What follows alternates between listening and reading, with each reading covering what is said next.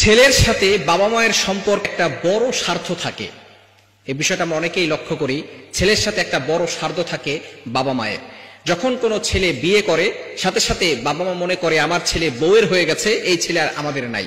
কিন্তু যখন মেয়েকে বিয়ে দেয় তখন কিন্তু তারা এই কথাটা কখনো চিন্তা করে না।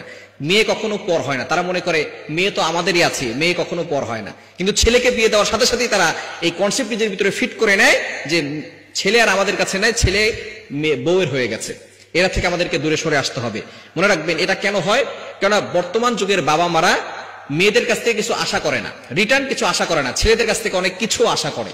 মেয়েদের কাছ থেকে যখন সে অনেক খরচ করে এবং সে কখনো ভাবেই না যে মেয়ে আমাকে এগুলো রিটার্ন করবে, আমাকে আবারও এগুলো ফেরত দিবে, এটা কখনো বাবা মারা আশা করে না।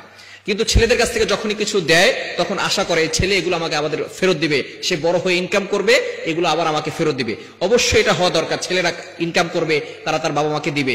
তবে বাবা মারা অতিরিক্ত বেশি আশা করে থাকে, যার কারণে সমাজের ভিতরে সুখ শান্তিগুলো নষ্ট হয়ে যাচ্ছে। এবং আরো যে বিষয়গুলো সেটা হচ্ছে, মেয়েদের কাছ থেকে যদি কোনো সময় মেয়েরা বিপদে পড়ে যায়, সাথে সাথে বাবা মারা তাদের স্বার্থের থেকেও বেশি হলেও তারা মেয়ের পাশে দাঁড়ায়, জামাইয়ের পাশে দাঁড়ায়, মেয়েকে সাহায্য করে। সামর্থ্যের বাইরে গেলেও তারা সাহায্য করার চেষ্টা করে।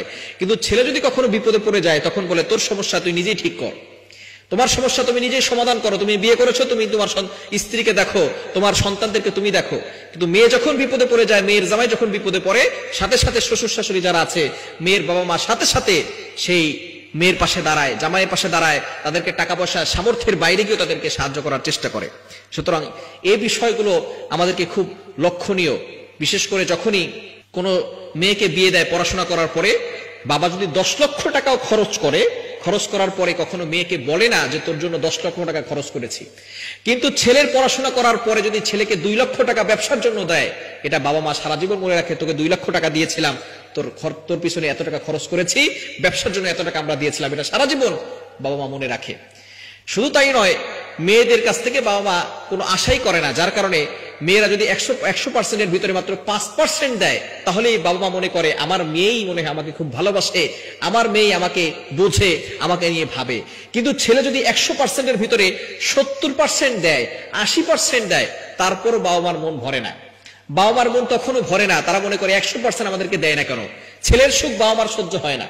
ছেলে তার বউকে নিয়ে সুখে আছে, তার সন্তানদেরকে সুখে আছে, এটা অনেক সময় ওই ছেলের বাবা মার সহ্য হয় না। কিন্তু মেয়ে যদি তার জামাইকে নিয়ে খুশি থাকে, সুখে থাকে, এটা তাদের কাছে খুব ভালো লাগে।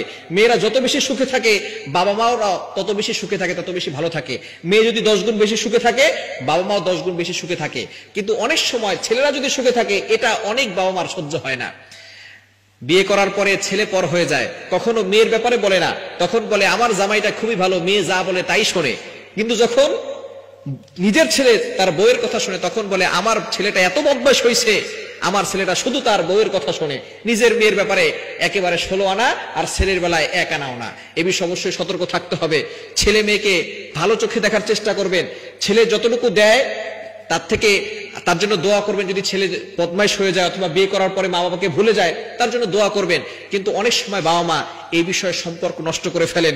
অবশ্যই এই বিষয়ে সতর্ক থাকার চেষ্টা করবেন। আল্লাহ তাআলা আমাদের সকলকে বুঝার তৌফিক দান করুন। পিতা যদি মৃত্যুর আগে কোনো সন্তানকে আলাদা করে কোনো সম্পত্তি দেওয়ার ওসিয়ত করে যান, তবে সে ওসিয়ত মানা যাবে কি না, নাকি ইসলামী শরীয়ত মতে সমান ভাগে ভাগ করতে হবে? কোন পিতা যদি জীবদ্দশা ওসিয়ত করে যান যে আমার অমুক ছেলেটাকে তোমরা ওই জমিটা দিয়ে দিবা, বাকিগুলা ভাগ করবা, অমুক মেয়েকে দিবা, বাকিগুলা ভাগ করবা, এরকম যদি ওসিয়ত করে যায়, তাহলে সেই ওসিয়ত গ্রহণযোগ্য হবে না। কারণ নবী আলাইহিস সালাম বলেছেন, লা ওয়াসিয়াতা লিওয়ারিস, কোন ওয়ারিসের জন্য কোন ওসিয়ত করা যাবে যার জন্য নির্দিষ্ট হিস্সা কোরআনে ঠিক করে দেওয়া আছে। ছেলে মেয়ে বাবা মার সম্পদে নির্দিষ্ট হিস্সা পাবে কি পাবে না, অতএব তাদের জন্য আর বাবা মা কি করতে পারবে না, ওসিয়ত করে যেতে পারবে